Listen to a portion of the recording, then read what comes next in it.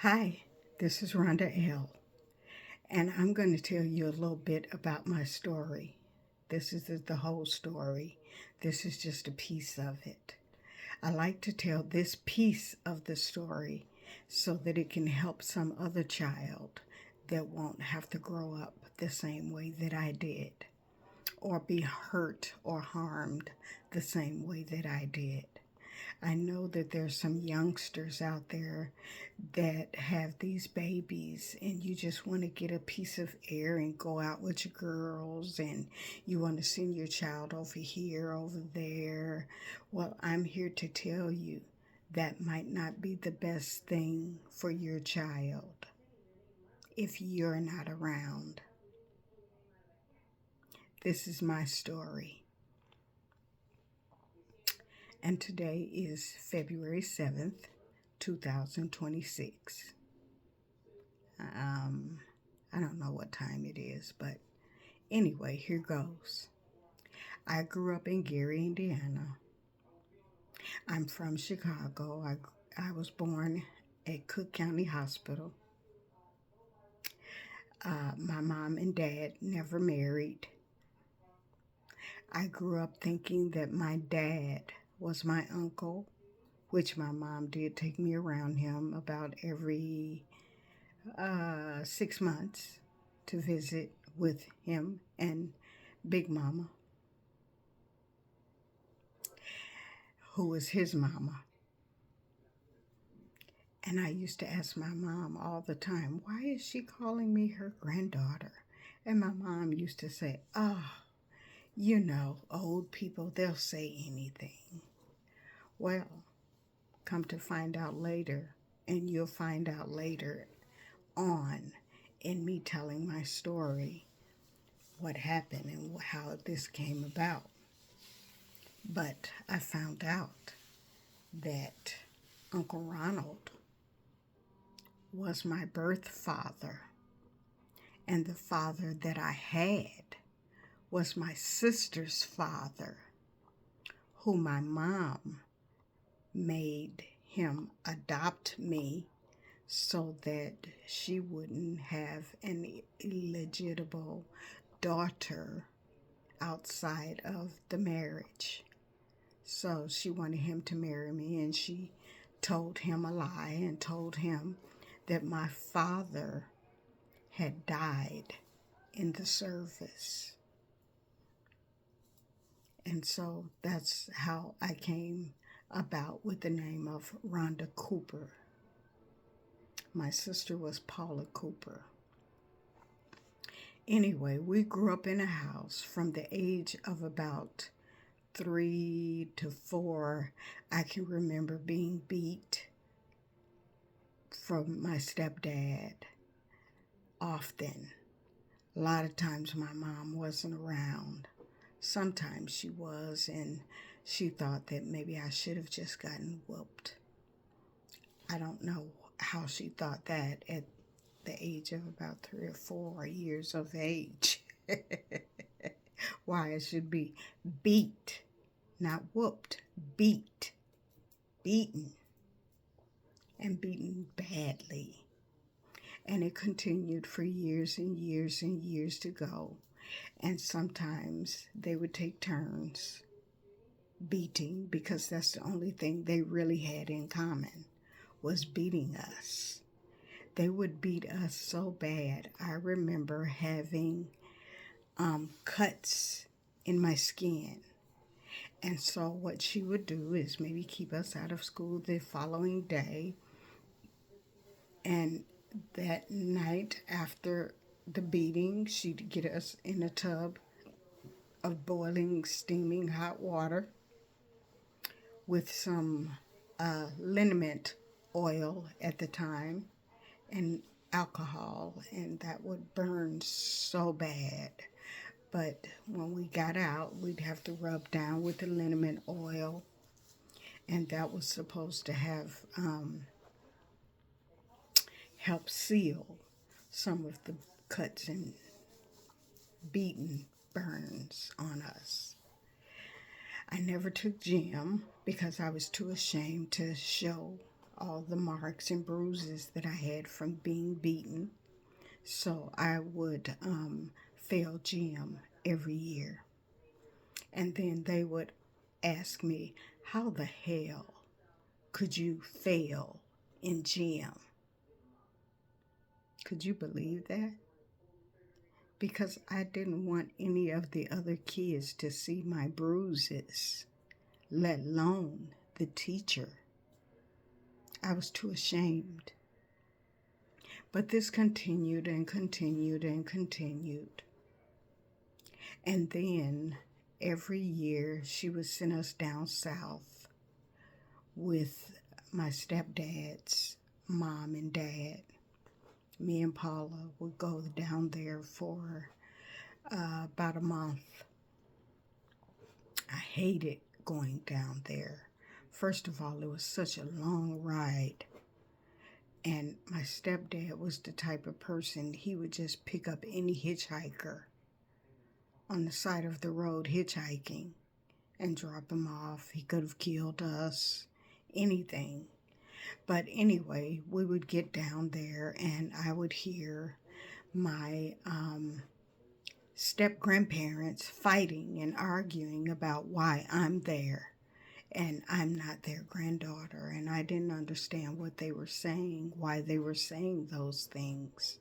But those are the things that I heard. So you grow up as a child hearing different things and you not knowing what's going on. And so you just carry on as a child. And so then they would come pick us up. And of course, my mom was a partier and a drinker always. I always remembered her having a drink in her hands, no matter what time of day it was. He was a drinker as well, but I don't think he was an alcoholic.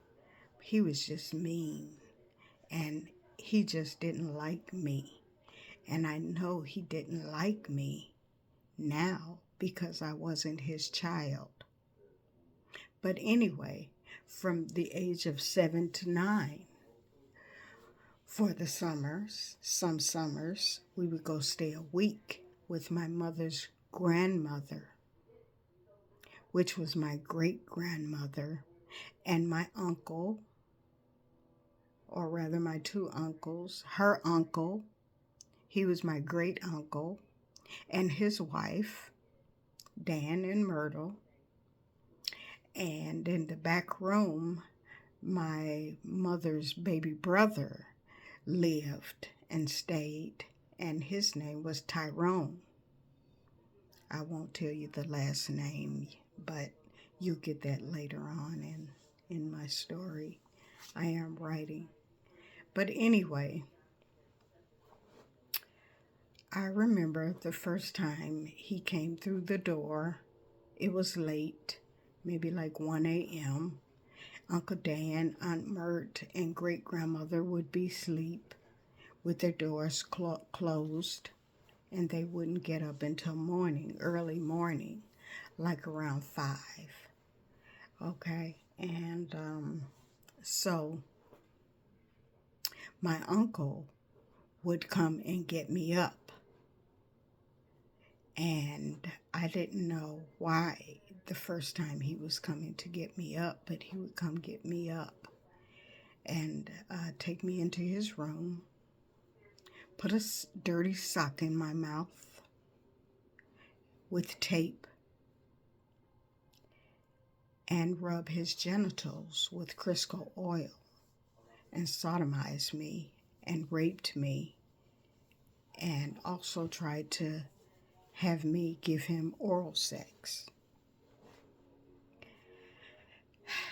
I hated that. I didn't know what was going on. It was extremely painful for me, especially as a child. It was just felt like I was dying until I would just pass out. And when I would awake, it would be over, and he would tell me to go to bed, but he would tell me before, if I told anyone, he would kill me He would kill my sister. He would kill my mom and dad.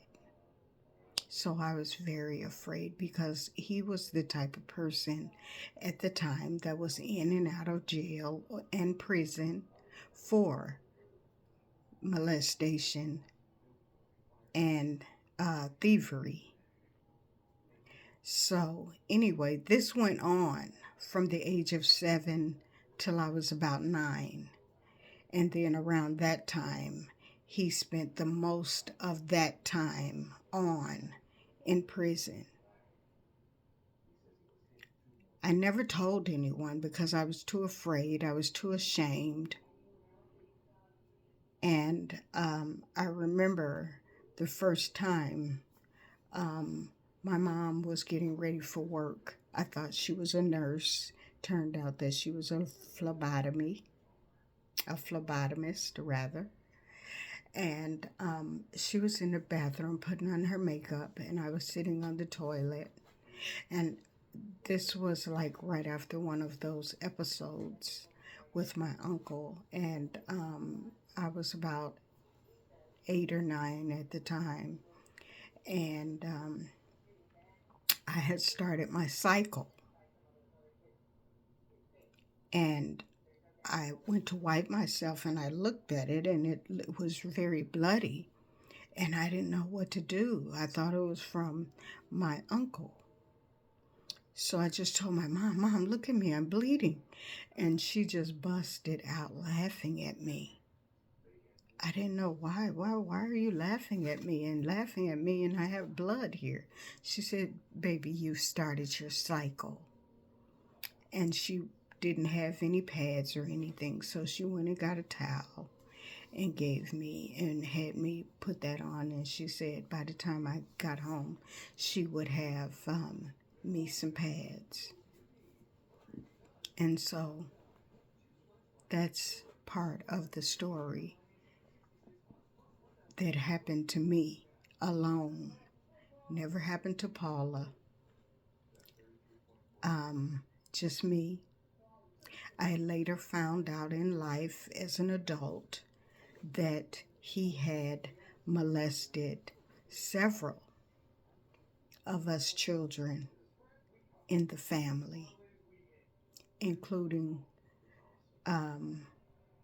my cousin who was older than me. He was older than me. And because I had that problem and I had never told anyone or spoke of it to anyone, when I decided to speak about it, it was because I was in therapy.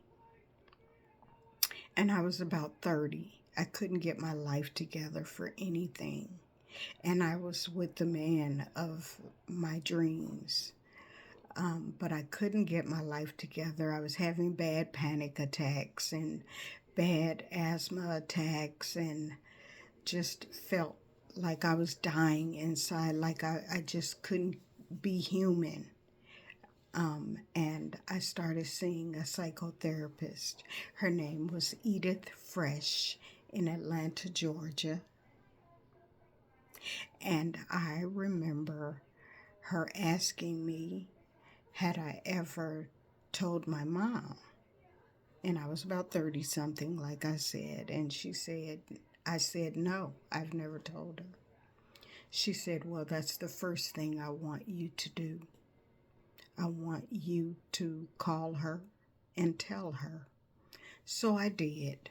I called her and I told her and I said, Mom, I need to speak to you about something.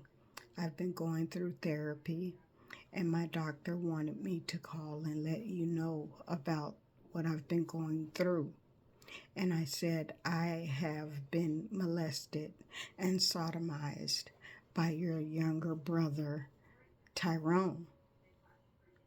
And she says, you're lying. That's a fucking lie. You are lying because if that had happened, I would have known. Really? And I'm thinking, did it really happen or did it not really happen? But it really happened. It was this, that she was just being a bad parent as usual.